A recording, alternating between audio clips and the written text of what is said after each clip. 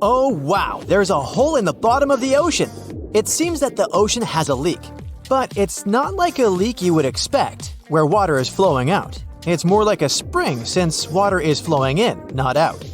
This unique leak is something we know as Pythia's oasis. A grad student was the one who accidentally discovered it. He noticed bubbles that were rising to the surface.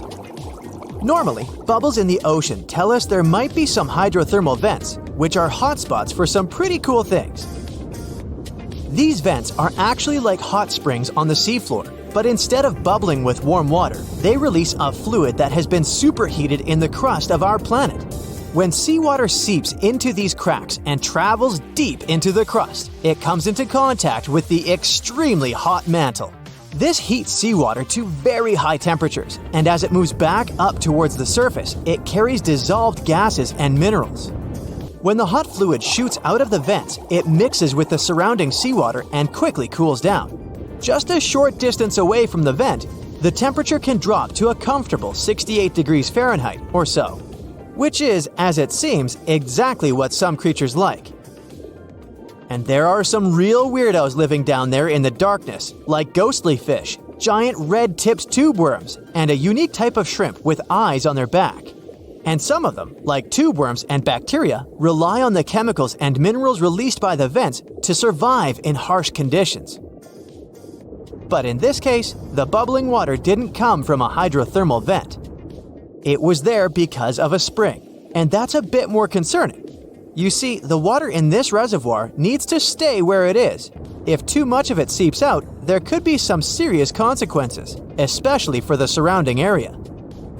You can see this unusual leak along the Cascadia subduction zone, which is a massive fault line off the Pacific Northwest coast.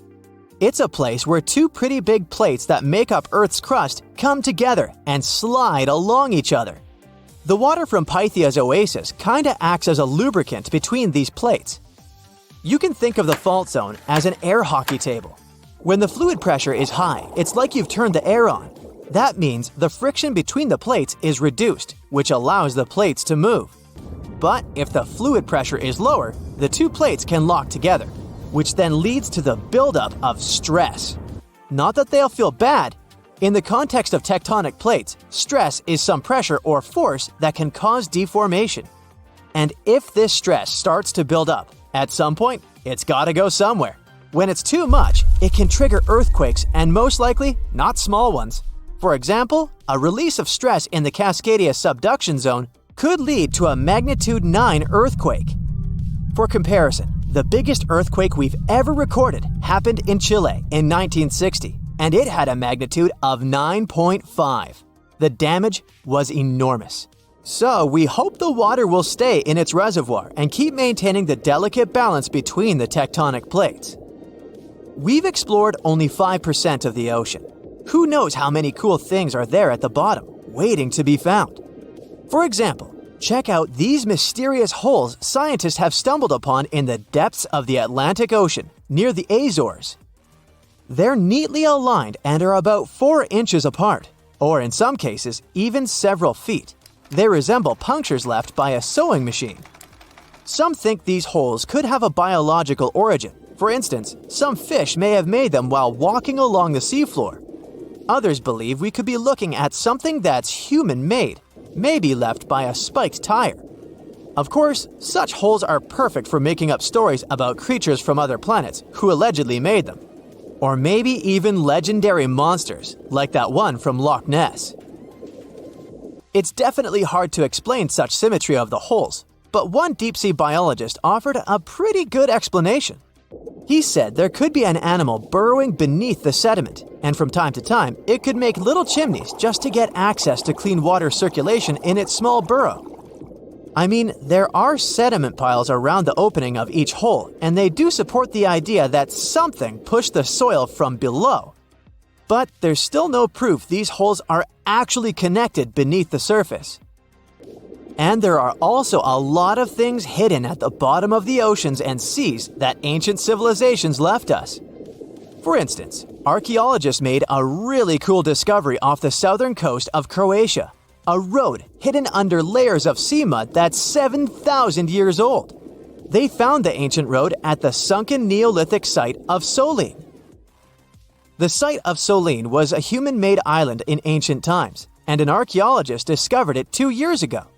He was studying satellite images of the area around Korčula, one of the beautiful Croatian islands. When he realized there could be something interesting at the bottom of the sea, he dove into the water with his colleague. And under the surface of the Adriatic Sea, which is part of the Mediterranean Sea, at a depth of 13 to 16 feet, they found stone walls that were most likely part of some ancient settlement. The landmass where people built the settlement was separated from the main island by a narrow stretch of land. Luckily, this area is protected from big waves by the surrounding islands, so the site remained relatively well preserved. It's now hidden beneath the surface of the sea and covered in mud. But it's so exciting to imagine how people walked on that road nearly 7,000 years ago, visiting nearby settlements. If you want to see the weirdest creatures, you can always head to the bottom of the sea. Actually, scientists have determined there could be more than 30 potentially new species at the bottom of the Pacific Ocean. They've collected them using their remote-controlled vehicle. That's a big step because until recently, they could only study such creatures through photographs. I'm talking about segmented worms, different types of coral, some invertebrates similar to centipedes, and many others. But there are also many old freaky creatures that we already know about that look like they came from sci-fi movies. Red octopus, blobfish. Okay, this one kinda looks normal until you raise it to the surface. The goblin shark, Sloane's viperfish, zombie worms. Ugh. Yeah, I hear ya. Let's move on. The seafloor hides things from space too. There are traces of rare forms of plutonium and iron at the bottom of the Pacific Ocean. And what's awesome is that all this has come from space. These radioactive materials probably formed during some kind of cataclysmic event in space and eventually made their way out to our beautiful home planet. And this extraterrestrial debris most likely appeared on Earth within the past 10 million years. After it fell to the Pacific Ocean and settled at a depth of almost a mile, it became part of all those layers of rock down there. Plutonium is especially exciting for scientists.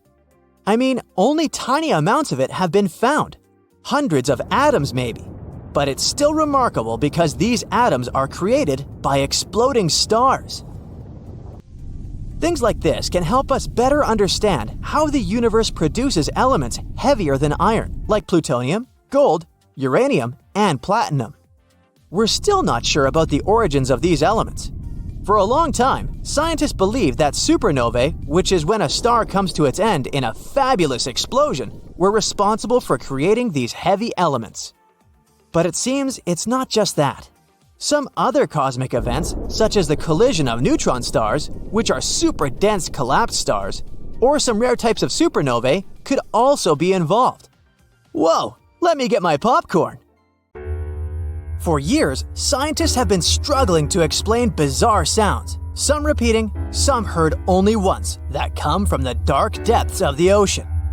From bewildering hums to worrying bloops, the water transmits outlandish acoustic phenomena. One of these mysterious noises got named the upsweep. For the first time, this long train of sounds was registered in 1991 in the Pacific Ocean.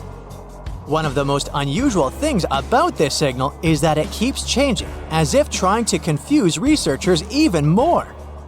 Like some unearthly howl, it varies from high to low frequencies and then back again, and you can hear it better in the spring and fall than in the winter and summer. Why the upsweep? It's simple. The sound travels from the bottom of the ocean towards its surface, as if sweeping up. Scientists do have a theory explaining this phenomenon: the activity of undersea volcanoes.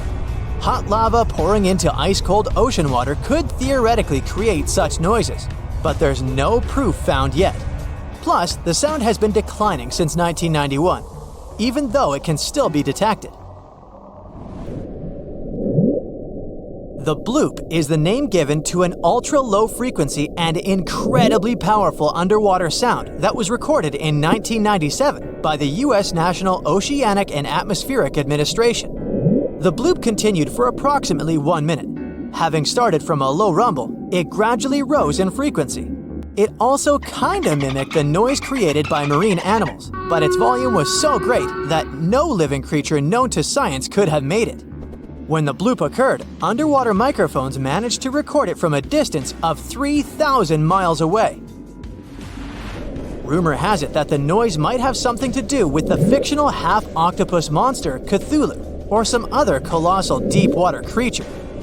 But if you don't believe in monsters, science has another explanation: iceberg fracturing. The thing is that ice quakes recorded in the Scotia Sea resemble the mysterious bloop a bit too much for it to be a coincidence. The whistle resembles this annoying sound when a kettle of boiling water is telling you it's time to make a cup of tea.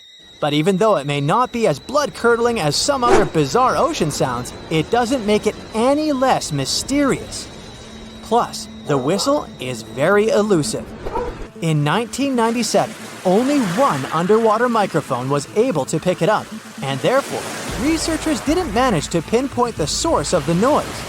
The most likely cause of the sound is an eruption of one of the submarine volcanoes. Have you ever heard of Julia? No, not your neighbor.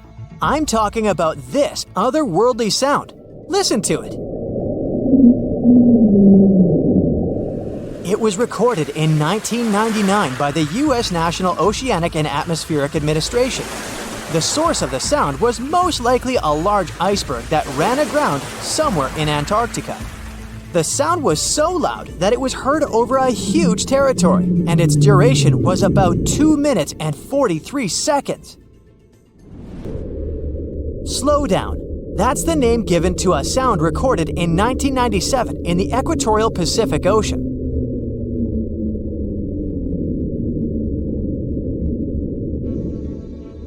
The sound was called this way because it slowly decreased in frequency over 7 minutes or so. It's been picked out a few more times since it was recorded for the first time.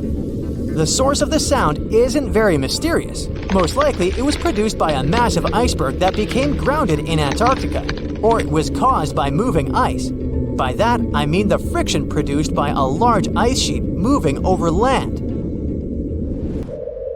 The loneliest whale sound is often called the 52 Hz whale because the animal that creates it calls at a unique for these creatures frequency. When you listen to this sound, it sounds like a low bass note. At the same time, it's much higher than the normal frequency of the whale call, which rings between 10 and 40 Hz. Interestingly, scientists have been listening to the world's loneliest whale for decades, but haven't managed to figure out its precise location. Nobody knows whether the mammal is male or female, what species it is, or if the animal is still alive. After all, for the last time, its call was recorded in 2004. Earth-shaking booming sounds have been reverberating off some parts of North Carolina for more than 150 years. Called Seneca guns, they're most often heard near the coast. The sounds are so powerful that they often rattle window panes and sometimes vibrate entire buildings. They can last from 1 to almost 10 seconds. Even though scientists haven't cracked this mystery yet, there are some theories. They range from earthquakes to severe distant storms and quarry blasts. But even though the ground trembles every time the phenomenon occurs, no seismic activity coincides with these events. So far, scientists have come to the conclusion that the mysterious sounds happen in the atmosphere, not on or under the surface of our planet. If this theory is true, bolides might be the answer. These extremely bright meteors often explode once they enter Earth's atmosphere. Or Seneca guns might be born in the ocean. Sometimes, when enormous waves collide far away from the shore, you can hear it, even if you're nowhere near the coast. Seneca guns are a type of skyquakes. You don't need to travel to a particular part of the world to hear one of those. Mysterious sonic booms ramble from the sky everywhere, from the US to India and Japan. Just like Seneca guns, this sound phenomenon occurs mostly near the coast or a big body of water. Rattling glassware and windows in the nearby houses, skyquakes could be connected with ultra-fast airplanes breaking the sound barrier. But people started hearing the first skyquakes in 1824. The theories trying to explain this phenomenon include sand dunes shifting, meteors entering the atmosphere, distant volcanoes erupting, Earth's crust cracking during earthquakes, and even gas bursting out of underground vents in the sea or lake bottom.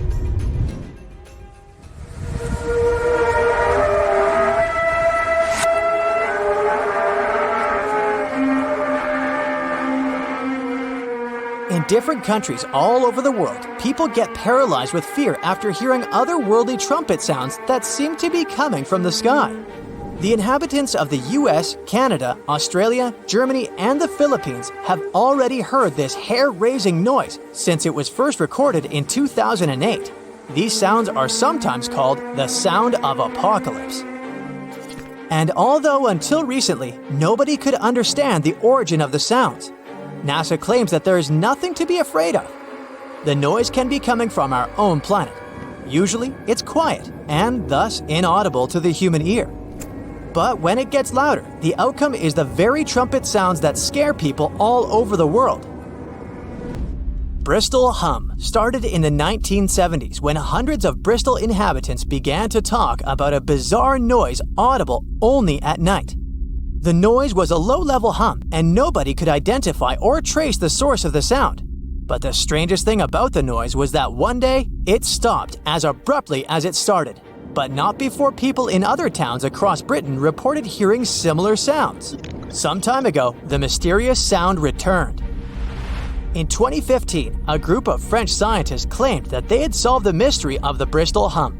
They stated that the culprit was ocean waves that made the ocean floor vibrate. But while it was all good and well, it didn't explain why the sound was around for only several years or why it chose to return. If you ever come to the town of Taos in New Mexico, don't let another strange and unexplained phenomenon send you running for the hills.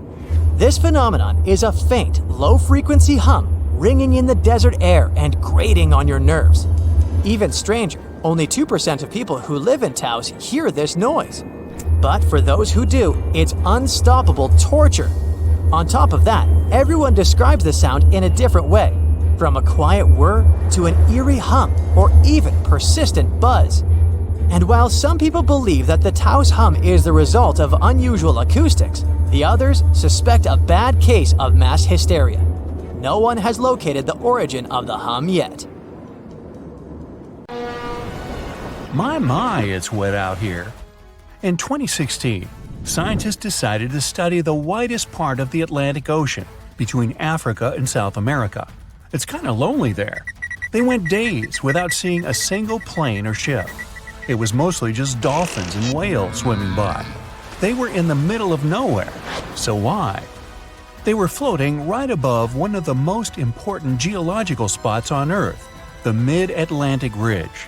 It's where two monster tectonic plates meet. Tectonic plates are massive jigsaw pieces that are constantly moving, even though we usually can't feel them. They form the Earth's crust and, in this case, meet beneath the Atlantic Ocean. The researchers floated over the ridge and dropped down some instruments that detect waves, earthquakes, and other vibrations. A year later, they came back to collect the results. At first, the goal was to learn more about the history of the two plates. But the instruments picked up a whole lot more than that. They found out some stuff about the future, too. Way down at the bottom, there's a layer of extremely hot liquid rock that's constantly rising up, pushing on the tectonic plates and causing them to move apart from each other. That means that the Atlantic Ocean is expanding about 2 inches every year, pushing Europe and Africa away from the Americas. At the same time, its bigger neighbor, the Pacific Ocean, is shrinking. It's the biggest ocean, right now, with a huge area that's around 30% of the Earth's surface. Its average depth is 13,000 feet and is home to the famous Mariana Trench, the deepest spot in any ocean. And yeah, it's now shrinking by around 1/5 of a square mile per year. Some scientists even believe that eventually, millions and millions of years from now, the Pacific Ocean could completely disappear. This ocean is where we think most earthquakes happen, plus it's where a lot of the world's volcanoes are. All that causes lots of shaking. Plates move around and old parts of the Earth's crust get destroyed. The ocean floor can't grow fast enough to replace it. This means some big changes are coming in the future. A couple of inches isn't exactly a big deal, but after a few 100 million years, there'll probably be a new supercontinent on Earth. Australia is slowly heading north, and it could eventually collide with Korea, Japan, and eastern China. Africa is moving too. In 50 million years, it'll be pushing right up against the southern parts of Europe. Since it's all happening so slowly, I've had a chance to think up some future scenarios. Okay, not me. A bunch of super brainy scientists with even brainier computers. The first scenario, a monster landmass called Novo. The Americas would slam into Antarctica, then they'd team up and head over to Africa. Meanwhile, Africa would have already smashed into Europe and Asia. Not bad, at least you'd save some money on plane tickets. But for most people, it would take an epic road trip to get to a beach somewhere. The second scenario is Ultima. I feel like these all sound like car names. Anyway, in this scenario, the Atlantic stops getting wider. Actually, it's the opposite. It starts closing in on itself. This new super cool continent would be surrounded by the Pacific Ocean. Scenario 3. Orica. Both the Atlantic and Pacific Oceans eventually shrink down until they either disappear or end up like tiny little lakes. All the life in these two oceans is gone. Instead, some new ocean starts forming to replace them. And the new supercontinent? It has Australia in the corner, with the Americans and East Asia each on the opposite side of a small puddle that used to be the Pacific. The rest of the planet is one big unexplored super ocean inhabited by… who knows? I won't be around then. Number 4. Amasia. There's that car thing again. This one predicts Africa, Australia, and all the continents except Antarctica start moving north. Sorry, Antarctica, even planet Earth keeps forgetting about you. Better luck next time. Well, way off in the future, it might be possible to take a big old road trip across every continent, or drive across the African-South American border, or even get to Australia without having to take the longest flight of your life. But we've got a while to wait. What should I do for the next 250 million years? Binge watch some Brightside? Tectonic plates move at different speeds, some slower, some slightly faster. Your hair and fingernails actually grow at roughly the same speed as these beasts move. Imagine if everyone lived on one of those supercontinents. Animals would finally be able to cross continents and meet species they've never seen before. Leopards, rhinos, lions, elephants. Imagine if they got curious enough to set out on a journey out of their habitat. A lion might meet a polar bear. Kangaroos could finally leave the land down under, and birds that migrate to warmer places would have to totally reorganize their travel schedules. Who knows what the climate would be like? Playing around with the continental jigsaw puzzle isn't exactly a new thing. Our world didn't always look like this. 300 million years ago, our planet didn't have 7 continents. It had only one, a supercontinent called Pangaea. Pangaea was surrounded by only one ocean. Over time, it slowly started falling apart. At one point, South America, Antarctica, Australia, and Africa were one unit, and North America and Eurasia were another. Over time, these continents also splintered off, each heading in its own direction. Scientists have discovered many similar plants and animal fossils on continents that are separated by huge oceans. Even when you just glance at a map, you can see how Africa and South America look like two massive puzzle pieces that fit together perfectly. When you look at all the oceans and seas on a map, it may look like they just flow right into each other, like there's only one big ocean and people gave different names to different parts. You wouldn't think that if you've ever been to the place where they meet. The Atlantic and Pacific have a strict border that looks like an invisible wall separating two completely different worlds. You can clearly see different colors and waters, and they don't mix. Of course, there's no wall or any actual physical border, but not all water's the same. The Pacific and Atlantic have different densities, amounts of salt, temperatures, and a whole bunch of differences. The borders that separate two bodies of water are called ocean clines. The line you see dividing the Atlantic and Pacific Ocean is mostly caused by different salt levels. This is what layers of water with different salt levels look like. It's like they're separated with cling film, each one with a different color because it has different things growing in it. To see a clear, noticeable border, one sea or ocean has to be a whole lot saltier than the other. Want to get active and use up all the salt in your house? Pour some colored salty water or seawater into a glass bowl. Then add fresh water on top. Voila! The Pacific Ocean is the less salty one. That's because there are loads more rivers flowing into it. Heavier liquids are heavy, so they should sink to the bottom. But then, why is the border between the Atlantic and Pacific a vertical line and not a horizontal one? First, the difference in density of these two salty beasts may be enough to stop them from mixing, but it's not really enough to send one of them to the bottom with the other floating above it. There's another reason, and it's all about the Earth spinning around. Say you're flying from Chile to New England. If you fly straight north, by the time you get there, the Earth will have turned a bit, and you'd be nowhere near your destination. To get to the right place, the pilot needs to fly in a bit of a curve. That's sort of the same reason that currents move around in different directions.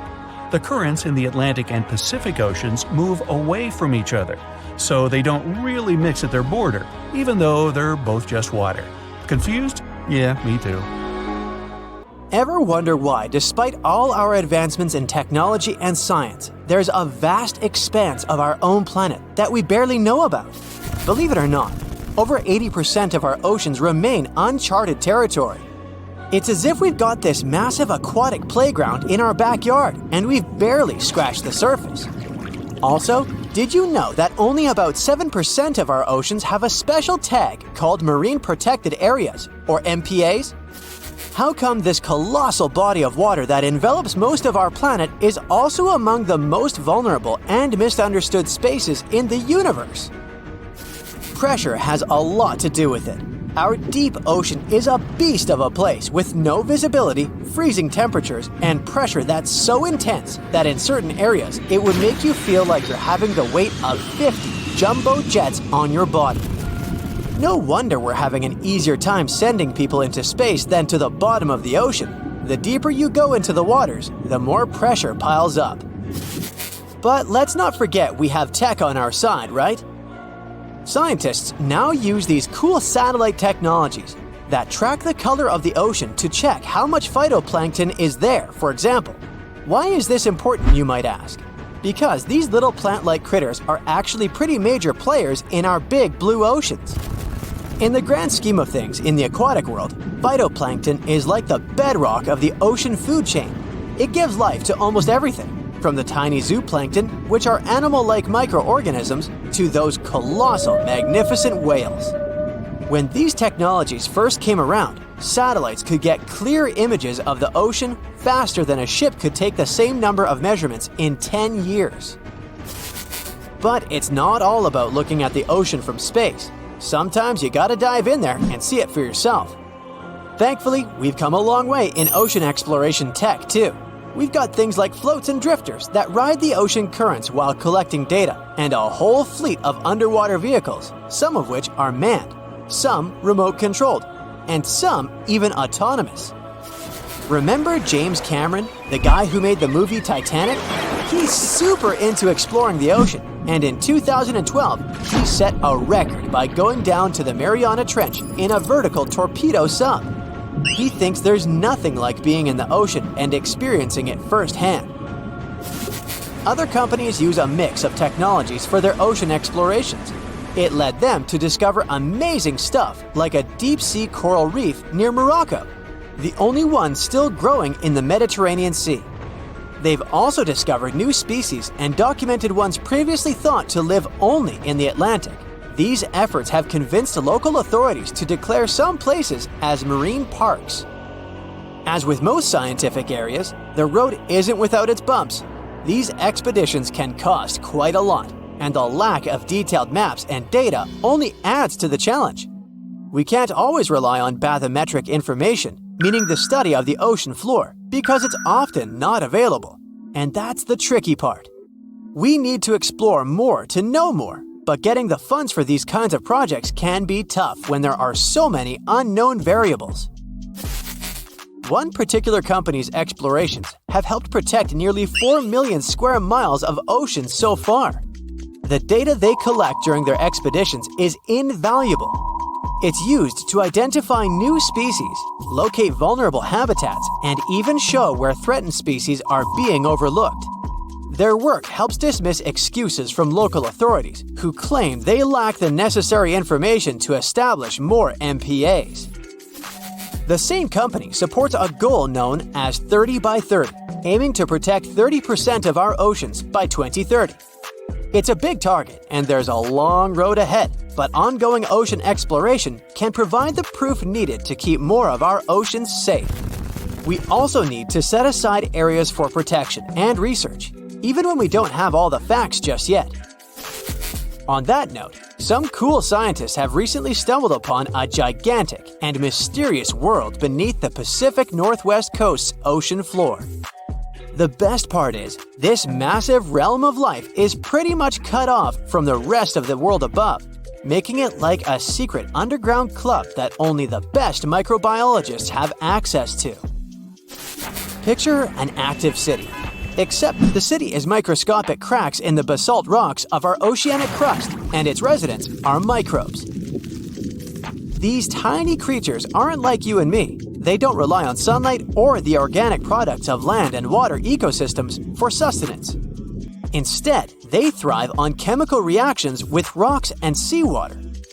Scientists call this type of life chemosynthetic, which sounds complicated, but it basically means life sustained by chemical reactions. While this sort of life has been found deep in mines and around seafloor hydrothermal vents, the scale at which these creatures are found under the oceanic crust is unprecedented. It might even be the most extensive ecosystem on Earth.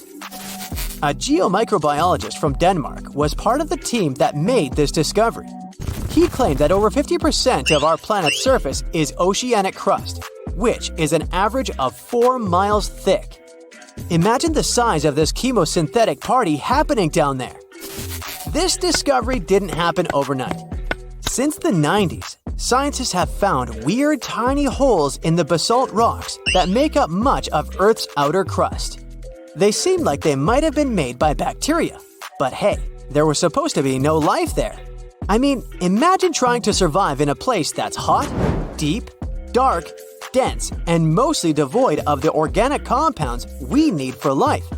Yet, here they are. In the following years, more pieces of the puzzle fell into place.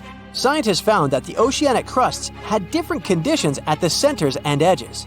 At the centers, rocks are jam-packed with energy-rich compounds that support these tiny life forms. But by the time they reach the edges, these chemicals are all gone. Fast forward to now, and it's time to put the puzzle together. A microbial ecologist from the University of North Carolina worked on this research and says we now have solid evidence of microbial life in the cracks and crevices of deep ocean basalt. The next question scientists asked was, how far does this life extend? Researchers collected samples of crust from a plate roughly 120 miles off of Washington's coast, drilling deep beneath the ocean's surface. What they found down there was remarkable. The life down there runs on a unique fuel, hydrogen. Yep, in the absence of sunlight, hydrogen provides the energy for all their biological processes. These microbes use hydrogen to transform carbon dioxide into organic matter. This matter and other byproducts, like methane, then fuel other organisms, creating a network of life. Of course, the life down there isn't as complex as the one we know up here. Scientists doubt there will be any multicellular life under the ocean because it's too hot and energy poor. But hey, who knows? This universe under our oceans still has a lot to reveal. This whole thing is significant for many reasons. First, it confirms that life can exist in places without oxygen, which changes our perspective on where we can find life. This makes us wonder if life could exist under similar conditions on other planets, where surface conditions might be too harsh. The implications on Earth are also profound. If a large portion of life exists in the oceanic crust, then our understanding of life on our own planet could be completely changed. This exciting discovery stretches our understanding of life and prompts us to keep exploring the mysterious depths of our oceans, pushing the limits of our understanding. NASA is also in on the whole deep sea exploration project. Why? Shouldn't they be preoccupied with outer space? Because they're hoping to find hints about what the oceans on other planets might look like. NASA specialists are really hopeful that by unearthing underwater secrets, we can solve some of the big questions about space. Plus, they're testing some nifty equipment for future journeys across our solar system. Okay, let's try something together. Open any world map you have available. It can be the one you find in your bookcase or even an online version. Take a look at the vast area covered by water. That's 71% of the Earth's surface. And all that is salt water from the world's oceans. There aren't any borders between the four oceans we've all come to know, but oceanographers and the world's countries did traditionally split these waters into four distinct regions: the Pacific, Atlantic, Indian, and Arctic Oceans. And here comes the big surprise. The scientific community has recently recognized the fifth body of water. It's called the Southern Ocean, and three of the four original oceans border it. It circumnavigates Antarctica and the lower portion of the globe and reaches Australia and the southern portions of Africa and South America. What makes this ocean so special? How did the scientific community eventually recognize it? And more importantly, what mysterious creatures does it hide? Let's find out. The Antarctic Ocean, or the Southern Ocean, was first mentioned back in 1937 in the second edition of the International Hydrographic Organization's Limits of Oceans and Seas. That's a mouthful. Back then, this organization considered that it was wrong to consider the Antarctic Ocean as its own distinct body of water. Why? Well, because at that time, an ocean was defined as water surrounded by land, and not water surrounding land. However, they reconsidered it in 2000 and voted to include this ocean in the official list. They also decided on the name Southern Ocean over the commonly used Antarctic Ocean. Finally, the organization concluded that the ocean should be considered as ending at the 60th parallel south latitude. But how old is this ocean? Well, many specialists believe it to have formed only 30 million years ago, which would make it the youngest of the world's oceans. It was created when Antarctica and South America moved away from each other during the early stages of our planet's development. This unique water current is a distinctive component of the Southern Ocean, as it helps keep the waters flowing around the icy continent. It's called the Antarctic Circumpolar Current, and it moves to the east with incredible speed. It's estimated that it moves an enormous amount of water per second.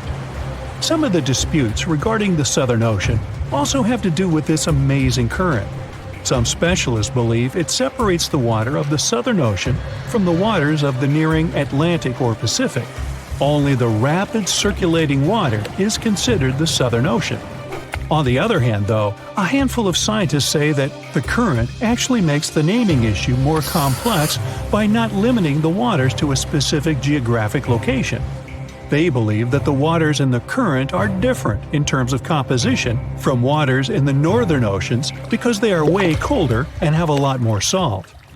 Sailors don't really like this new body of water, mostly because of the frequent cyclone-like storms that it experiences.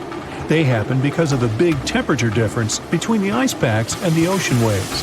As a result, these storms are very difficult to surpass for any sailors that happen to encounter them. I mean, really, these are the strongest winds found anywhere on our planet. More so, the vessels going through this area must also be wary of the frequent icebergs that may pop up every now and then, and also of the low surface temperatures. Just to paint you a better picture, some of the icebergs found here can span over several hundred meters and can exist all year round, regardless of the season.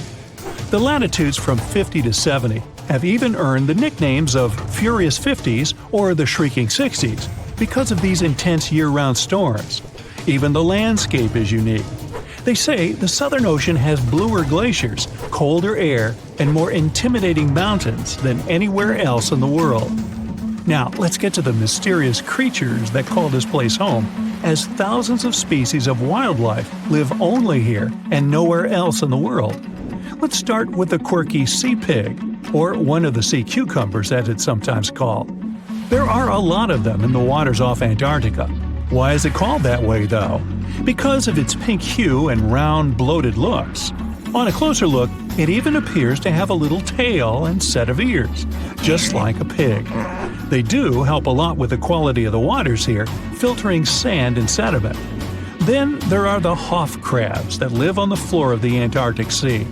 The Southern Ocean is a cold water environment, but crabs are more adapted to warmer waters. So, Hoff crabs gather around the warmth made by volcanic vents. They get the needed warmth and food here. You can find them in large piles, one on top of another, literally filling the space of the vent openings. Now, wonder how they got their unofficial name? Well, it's because of their apparent similarity to the actor David Hasselhoff, whose impressive chest reminded explorers of the crab. Okay. Ever seen a fish that's completely transparent? You'd have to get to these waters down in the south, but they do exist, and they are simply called the ice fish. You can basically see inside them, being completely clear and all. That's because of their see-through skin and because they don't have any red blood cells. Their special power is that they can use antifreeze to prevent their bodies from going solid in the cold waters of the Southern Ocean. Instead of the standard thicker blood, the red one with hemoglobin, ice fish have thinner blood that moves around more easily throughout their bodies, hence giving them the much-needed nutrients and oxygen. Now, is there a monster hidden in these waters? Some people believe this to be the case, and thanks to recent research, we even have video footage of it. Some Australian researchers stumbled upon a bunch of weird-looking creatures that were swimming near the seafloor of the Southern Ocean. This pink blob-like fish seemed to be propelled by a little pair of fins. To quote them on it, it seemed to resemble a chicken just before you put it in the oven. I'm not sure I even want to know what that looks like. It took them some time and research to identify the monster. It's a shy species of sea cucumber, known more by its creative nickname, the headless chicken monster. We've known this creature has existed since the late 1800s, but we've barely ever seen it. And we've only ever captured it on tape once before when it was spotted in the Gulf of Mexico, which is quite far from the waters off the coast of East Antarctica. There's so much we don't know about this creature, like how many of them exist in our waters and how they live, eat, and reproduce. Ever heard of the emperor penguin? It's not a penguin species that just happens to have a crown on its head, if that's what you're thinking. But they are one of those penguins that inhabit this specific location and are also the largest species of their kind altogether. What makes them special is that they make their colonies on the sea ice, and most of them never step foot on land. More so, penguin dads lose almost half their weight while incubating the eggs. They're also fascinating swimmers, able to dive deeper and longer than any other bird, up to 700 feet. Not to mention they can stay submerged for up to 18 minutes at a time as they gather food. We have yet to uncover all the secrets of the mysterious Southern Ocean, but it's clear that it's home to some unique and fragile marine ecosystems. Recognizing it as a new ocean could be one way to focus the public attention on it and help its conservation. You know how they say it's better to just hand over your wallet if you run into a mugger? Instead of surrendering their wallets, sea cucumbers choose to spit out some of their insides to fend off predators like crabs and fish. It's a natural defense mechanism for them, and they quickly grow those organs back in just a few days, thanks to special cells inside their bodies. It's not the only weird thing sea cucumbers do. They can actually breathe through their rear end. They have this thing called a respiratory tree that connects to their backside and sits right next to their intestines. So when they suck in water from their behind, it goes into that respiratory tree, letting them absorb oxygen directly into their fluids. Plus, sea cucumbers are the janitors of the ocean. They munch on whatever gets stuck in the sand on the ocean floor. Once they've eaten, they manage to clean out the sand, leaving it nice and tidy after they do their business. As for the clean sand, the stunning white sand beaches in Hawaii are actually a product of parrotfish number 2. These fish munch on algae from rocks and dead corals, and while they're chomping away, they also grind up the leftover bits of coral in their bellies. When they're done, they move their bowels, and voila! It all comes out as beautiful sand. Not only do they play a vital role in keeping the coral reef ecosystem healthy, but they can churn out hundreds of pounds of this white sand every year. Marine animals are seriously impressive when it comes to holding their breath. Just look at sperm whales and elephant seals. They can stay underwater for a mind-blowing 2 hours. Then there's the Cuvier's beaked whale, which holds the crazy record at almost 4 hours underwater. When you compare that to the human record of 24 minutes and 37 seconds held by pro diver Budimir Shobat, it seems pretty insignificant. But what's the marine animal's secret that helps them excel humans this much? Unlike us, these sea creatures have a ton of hemoglobin and myoglobin in their blood and muscles, allowing them to store way more oxygen. When their oxygen runs low, myoglobin steps up and releases even more. Plus, they can tolerate higher levels of CO2, so they don't feel the need to breathe as quickly. There's even a study that found their myoglobin molecules have a unique charge that keeps them from sticking together, which boosts oxygen storage. And on top of all that, they can slow down their heart rate and restrict blood flow to hang out underwater even longer. Rumor has it that about 540 million years ago, a meteor loaded with frozen octopus eggs smashed into Earth. Sounds like a delirium, but some scientists are entertaining a very questionable idea that octopuses and their cephalopod buddies, like squids and cuttlefish, might actually have some extraterrestrial origins.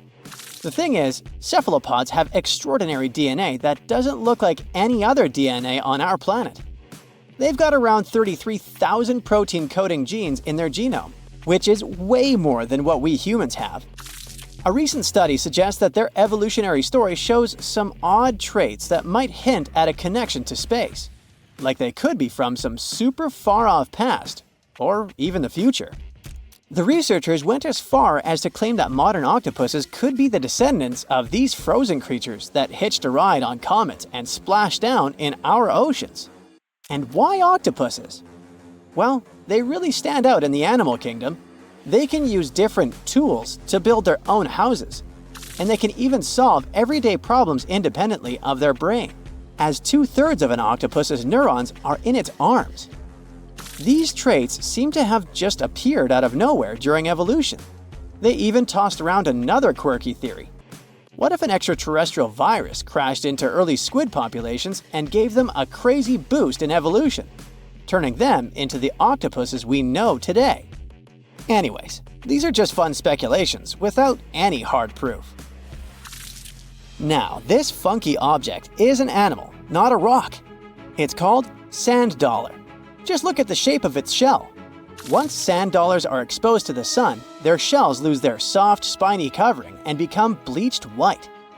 Back in the day, beachcombers thought these shells looked a lot like big silver coins, kind of like the old Spanish dollar that was about the same size. But if you prefer, you can call them sand cakes instead. These quirky creatures have tiny spines on their surface, and they glide along the ocean floor. They use small tube feet that line the grooves on their underside to grab bits of food like plankton and algae, which they then send to their mouths. Inside, they have 5 triangular teeth that help them munch on their meals. In some Georgia folklore, sand dollars are said to represent coins lost by mermaids. Sand dollars have a unique talent for cloning themselves. They can do this for a bunch of reasons, like when a predator comes around. Some species of sand dollar larvae can actually split in half as a defense mechanism. It takes about 24 hours for them to clone themselves, and the new larvae end up being about 2/3 smaller than the original, which helps them hide from danger. Wait, is that a giant sea hot dog racing through the ocean? Sorta. Some scientists have joked that sperm whales seriously resemble enormous hot dogs. These massive creatures can take quick naps, standing up for about 10 to 15 minutes. They only sleep about 7% of the time, mostly between 6 p.m. and midnight. Sperm whales also have a cool ability to retract and extend their eyes, thanks to a thick retractor muscle around them. but they can't actually roll their eyes in their sockets. Plus, they have the most asymmetrical skull of any mammal out there. Oh, and let's not forget, they have the largest brain of any living creature, weighing in at over 9 pounds. Unlike us humans, if dolphins went into full-on snooze, they'd stop breathing and could drown. So they figured out a genius solution. They let only one side of their brain sleep at a time. This means one half stays awake to keep them breathing and watching out for any potential threats. When they snooze, they only close one eye. If their right brain is resting, their left eye is shut, and vice versa. This unique sleep style is called unihemispheric sleep, and it lets them recharge without ever fully losing awareness. On top of that, dolphins might be using corals and sponges like their own little pharmacies. Scientists have seen them rubbing their bodies against specific types of coral and sponges, suggesting they might be treating skin issues. They've even spotted dolphins lining up to take turns at these spots, using corals like Gorgonian coral Rumphella aggregata, leather coral, and some sponges. What's really fascinating is that researchers have analyzed these corals and found they contain compounds that could help with dolphin skin conditions, which can sometimes lead to infections and lesions. Now, the big question is figuring out exactly how each type of coral helps dolphins, and if it really boosts their health overall. Sea urchins aren't exactly the Usain Bolts of the ocean. They move slowly by crawling with their tube feet and occasionally give themselves a little push with their spines. These little guys have just 5 teeth, which they use like a beak to scrape algae off rocks, which I'm pretty sure is the ocean's version of an all-you-can-eat buffet. But since all that scraping wears their teeth down, they're in a never-ending dental replacement program. Scallops are the underwater equivalent of the world's most confused security cameras, sporting up to 200 tiny eyes on their shells. These eyes are high-tech. They can even adjust their pupils to light. Instead of working like ours, scallop eyes have a unique setup. Light goes through a pupil, lens, 2 retinas, and then hits a mirror made of guanine crystals that reflects it back. Scientists were puzzled about how they see since their main retina often gets blurry light. But it turns out, scallops can change their pupil size by about 50%. Just don't expect them to do it in a hurry, as it takes a few minutes. Now here's something really neat about orcas. They're expert hunters, and they do it in groups called pods. A pod can consist of up to 40 orcas, forming a very effective hunting team. Interestingly, there are distinct types of pods: resident and transient. Resident pods are more into fish, while transient pods have a taste for marine mammals. But no matter what type of pod they belong to, all orcas have one thing in common: they are master collaborators. They work together using smart hunting techniques that are often compared to the teamwork of wolf packs. Almost 95% of jellyfish's body is made of water. For comparison, the human body is 60% water. It's probably not a surprise since jellyfish don't have a heart, blood, eyes, or brain. The other 5% of their body weight is proteins, muscles, and nerve cells. Jellyfish have been around for more than 500 million years. This makes them older than dinosaurs. These creatures haven't changed much, and today's jellyfish are pretty much like their ancestors. Electric eels have small eyes that are not so effective in environments with no light, so they mostly rely on their electric organs. Those consist of 6,000 cells. Eels use them to stow power, similar to batteries. These creatures use electricity like bats use their radars or dolphins their sonar. An eel can also produce enough electricity to power a panel of light bulbs. There's a small tropical archer fish that can learn to recognize human faces. This fish has an interesting ability to spit small jets of water from its mouth. Researchers showed the fish the image of 2 different faces placed side by side. One was unknown and the other was familiar. The fish was supposed to spit water at the familiar one. The creature took the right guess more than 80% of the time. There's such a thing as a sea unicorn. That's an animal called the narwhal. Its horn is actually a tooth that can grow up to 10 feet long. Manatees, also known as sea cows, are distant relatives of elephants. Their weight can go up to 1,000 pounds. These creatures are vegetarian and need to eat around 10% of their total weight on a daily basis. That's lots of sea salad. In some cases, manatees share space with alligators, but they get along pretty well. You can even find a photo from Florida where an alligator rides a manatee's back. Frogfish have special fins that help these creatures walk along the sand. They're very useful in shallow waters. A ghost pipefish is hard to see, but once you spot it, you're bound to get really surprised. Its head makes up over 40% of its body. Crabs don't feel like wasting time on such formalities as putting foods in their mouth. That's why they taste it with their feet, which is where their taste buds are. Marine iguanas are the only lizards on our planet that like spending time in the ocean, even though they mainly live on land. They're herbivores that feed in shallow waters and swim like snakes. Iguanas use their long claws to hold on to the bottom when they need to graze. Green turtles can cross over 1,400 miles when migrating. They try to find the perfect spot to lay their eggs. Penguins sort of fly when they're underwater, reaching a speed of 25 miles per hour. More than 5 million years ago, I've heard, I wasn't around then, deep-sea worms and humans had a common ancestor. So we still share 70% of our genes with these creatures, and with sea stars, squid, and octopuses. Now, octopuses are in fact incredibly old. The oldest known fossil belongs to an animal that lived almost 300 million years ago. FYI, this is before our dinosaur buddies roamed the Earth. Wait, there's more! Octopus arms have a mind of their own.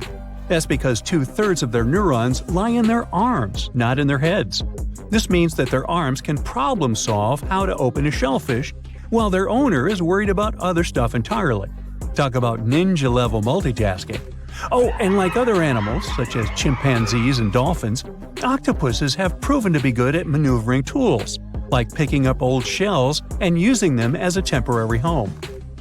Now, of course, the most intelligent animals on our planet are humans, according to humans. But we don't seem to give pigs enough credit. Pigs are so smart they can play video games. No, not Minecraft. But in a recent academic study, scientists had 4 pigs play a joystick game. They had to manipulate the stick so that the moving ball would hit the wall and then they would get a treat. All 4 pigs did great in the test, which was surprising even to the scientists. Now, pigeons also aced an impressive test. They were trained to differentiate a Picasso painting from a Monet one, which they had no trouble learning. Then they were able to apply this knowledge, identifying works of art they had not previously seen, meaning they really understood the difference between each painter. Poor things are always seen as a nuisance. Now, if we placed kangaroos in an Animal's Most Amazing Ability contest, they'd win. It's mainly because they break the 4-legged rule. A special species of kangaroo, the red kangaroo, uses its tail to help propel it forward. Now, visually, it has 4 limbs, but in practice, it uses 5. They're biologically built to use their tail as a 5th limb, since it's packed with articulated vertebrae and thick muscles. Of course, it had to be an Australian animal. Deep within the Sahara Desert, you'll find a little creature known as the fennec fox. This huge-eared animal adapted perfectly to survive in its hostile environment. The huge ears help them to dissipate the unbearable heat of the desert, as well as help them to hunt for underground prey. Now meet this guy. Unlike what its name might suggest, the red panda is closer to a raccoon than it is to a giant panda. You'll find a lot of these cat-sized creatures in the Himalayan region, hopping from tree to tree and bundled together trying to keep warm in the harsh weather. They're gentle and friendly like their big panda cousins, and occasionally enjoy eating some bamboo sticks. And then there are bees. Compared to humans, bees' brains are the size of pinheads, yet they are capable of astounding things. Let's say a bee is running low on energy after a long search flight.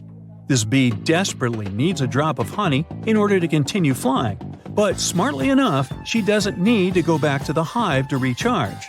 She can ask a fellow beehive mate for a drop of honey directly from this other bee's stomach and continue flying.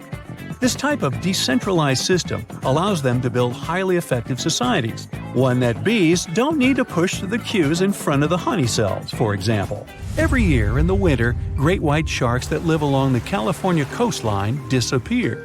It feels as if they take a vacation for 30 to 40 days. The animals go to a point halfway between Hawaii and Mexico. They might do it to get some food, relax, or hang out with their buddies from other areas. The spot is now called the Whale Shark Cafe. Some types of sharks, like makos, whale sharks, or white sharks, breathe in a very specific way. It requires them to swim all the time. They also need to move quickly and with their mouth open. This way, the oxygen can enter and reach their gills. Sea sponges are some of the most primitive animals. They're immobile, don't have a mouth, eyes, bones, brain, heart, lungs, or any other organ whatsoever. And still, they're alive. There's such a thing as a sea unicorn. That's an animal called the narwhal. Its horn is actually a tooth that can grow up to 10 feet long. Manatees, also known as sea cows, are distant relatives of elephants. Their weight can go up to 1,000 pounds. These creatures are vegetarian and need to eat around 10% of their total weight on a daily basis. That's lots of sea salad. In some cases, manatees share space with alligators, but they get along pretty well. You can even find a photo from Florida where an alligator rides a manatee's back. Frogfish have special fins that help these creatures walk along the sand. They're very useful in shallow waters. A ghost pipefish is hard to see, but once you spot it, you're bound to get really surprised. Its head makes up over 40% of its body. Crabs don't feel like wasting time on such formalities as putting foods in their mouth. That's why they taste it with their feet, which is where their taste buds are. Marine iguanas are the only lizards on our planet that like spending time in the ocean, even though they mainly live on land. They're herbivores that feed in shallow waters and swim like snakes. There's something known as the orange cat behavior, and apparently it's not just a meme. So far, scientists have been able to understand that coat color is connected to a feline's gender. And since orange is an X chromosome, orange cats are usually males, like Garfield. The so-called orange cat behavior describes ginger cats as agents of chaos. Again, pretty much like Garfield. However, there haven't been any conclusive studies on whether coat color and cat behavior are truly linked. In terms of vision, mantis shrimps probably have the most psychedelic vision out of all animals. These funny-looking creatures have a whopping 16 varieties of photoreceptors, with 5 of them reserved for the ultraviolet or UV spectrum. Ultraviolet rays are really short wavelengths, which are invisible to humans. The thing science still doesn't understand is how exactly these mantis shrimp view the world around them. Sure, they can perceive a bunch of colors, but they can't necessarily distinguish all of these colors among themselves. It can be that they just see a lot of really vivid, really blurry colors, but we haven't figured out a way to check that out. Now, to say sloths are cute is an understatement. They may be one of the friendliest animals in the jungle, but there's more. If you look closely at their fur coat, you'll notice hints of green. These greeneries are actually tiny little algae that grow alongside sloths. They help sloths to camouflage better in the jungle, but they also nurture them. The little cracks inside a sloth's fur create the perfect environment for algae reproduction, and scientists have found species of algae that don't exist anywhere else in the world. They do get by with a little help from their friends. Deep within the Sahara Desert, you'll find a little creature known as the fennec fox. This huge-eared animal adapted perfectly to survive in its hostile environment. The huge ears help them to dissipate the unbearable heat of the desert, as well as help them to hunt for underground prey. On a sunny day, a man was diving in shallow waters near South Africa. At one point, he saw something that didn't catch his eye at first.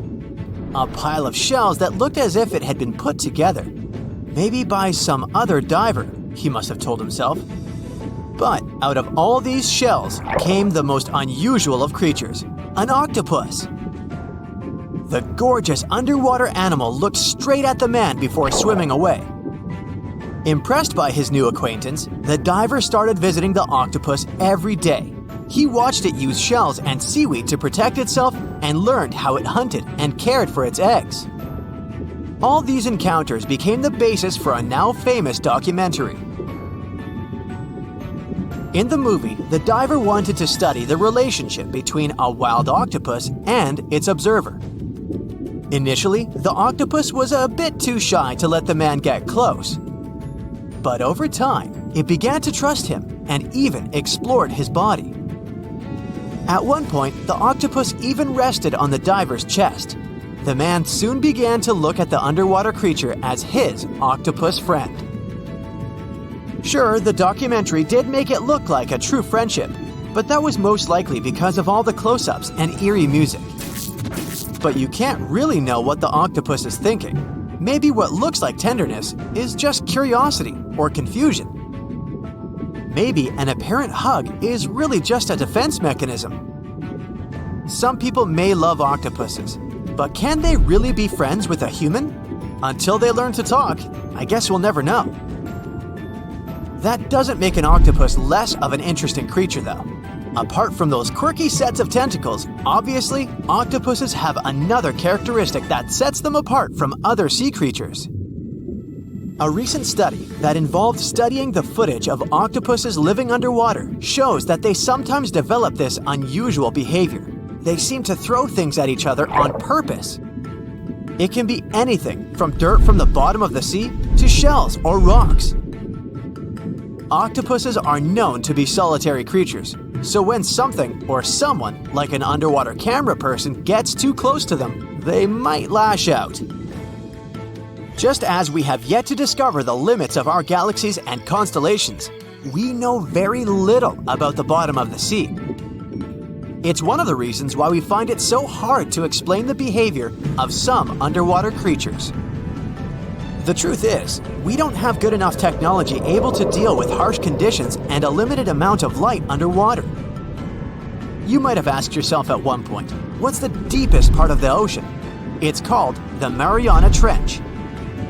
We don't really know exactly how deep this giant hole is, since it's too difficult to measure, but it's somewhere around 6.8 miles deep and 5 times longer than the Grand Canyon.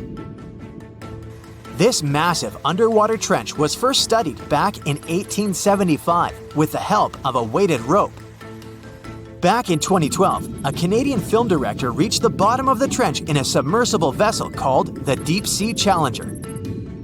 Some of the most bizarre creatures on the planet were discovered here, including the Dumbo octopus, the sea cucumber, and the goblin shark. The Mariana Trench got its name from the nearby Mariana Islands, which were named Las Marianas in honor of Spanish Queen Mariana of Austria.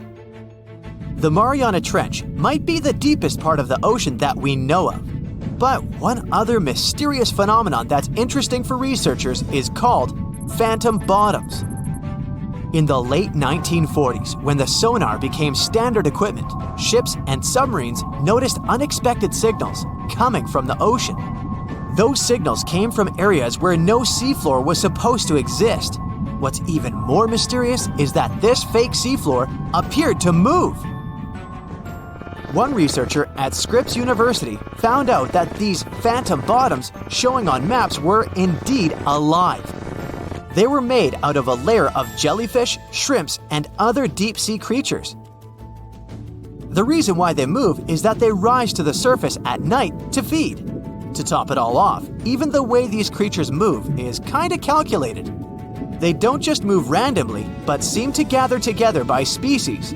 We used to believe underwater animals behave this way only to avoid being caught by predators. It's a mystery to scientists why they group in the same way to form a fake seabed. Our curiosity about the deep waters doesn't stop at the seafloor. If you went on a vacation to the beach when you were young, you probably remember the fun of digging in the sand. As the hole got deeper, you may have asked yourself, could I dig all the way to the other side of the earth? None of us have ever found out. Our parents took us home when it got dark and chilly. Scientists are more reasonable when it comes to this subject. For starters, they know the best place to start digging would be underwater. since those regions are already deeper than what we can find on land. They also do not have the ambition to drill a tunnel through Earth. It's not even possible. That's mostly because of the extreme heat and pressure inside our planet. Even if we could technically dig a tunnel, it would not be safe to travel through it. However, reaching the mantle and retrieving a sample would be a huge scientific achievement, similar to landing on the moon. What we live on is called Earth's crust. Underneath it, there are other layers called the mantle, outer core, and inner core.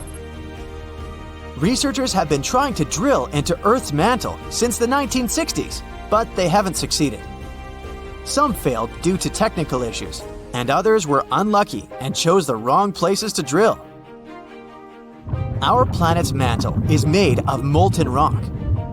Wouldn't that be dangerous if we ever reached it? Scientists say we have nothing to worry about, though. If and when the drillers eventually pierce through the crust underwater, hot molten rock won't pop up the hole and spill onto the seafloor like it would during a volcanic eruption. Mantle rocks aren't solid, sure, but they move slowly, at the same speed as your fingernails grow. Another of those famous deep-sea mysteries is that of the 1997 bloop. You heard that right. I'm talking about a weird sound that seemed to come from deep under the waves.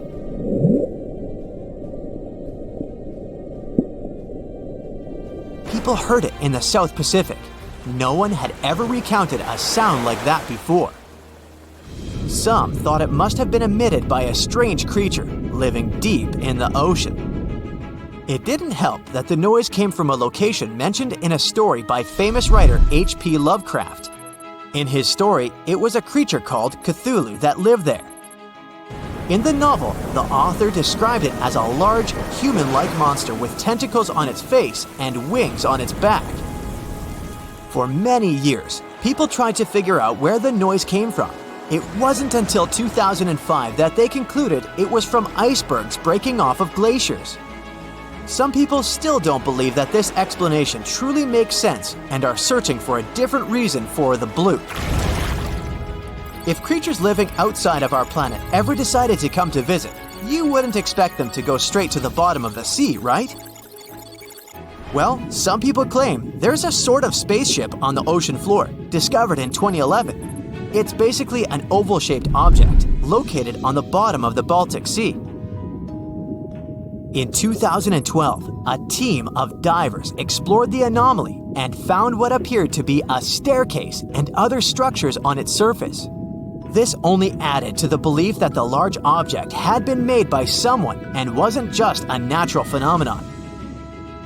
Even more bizarre, close to the unidentified anomaly, the explorers' electrical equipment, like sonar instruments and satellite phones, started to malfunction. Some scientists believe it just to be a glacial deposit or some other natural formation, but they still don't know for sure what it is.